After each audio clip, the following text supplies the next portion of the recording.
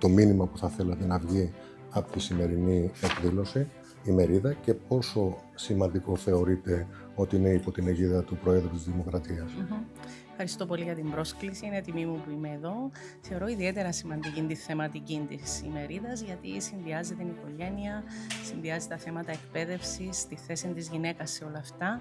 Είναι περιττό να πούμε ότι από την εκπαίδευση ξεκινούν σχεδόν όλα, στο να καλλιεργήσουμε τις σωστές αξίες, τις σωστές τάσεις, δεξιότητες και κυρίως στο να καταπολεμήσουμε στερεότυπες αντιλήψεις για αυτά τα θέματα. Το γεγονός ότι ο ίδιος ο Πρόεδρος της Δημοκρατίας έχει θέσει υπό την αιγίδα του αυτή την εκδήλωση λέει πολλά. Είναι και θέματα πολιτικής, τα οποία άπτονται οριζόντια των εργασιών διαφόρων υπουργείων. Γι' αυτό και είμαστε εδώ έμπρακτα να δώσουμε εισηγήσεις και λύσεις. Πάνω στην αναφορά σας για τα στερεότυπα, θα ήθελα να σας ρωτήσω, το σύγχρονο σχολείο μπορεί να σπάσει τα στερεότυπα και να θέσει τους ρόλους των δύο φύλων?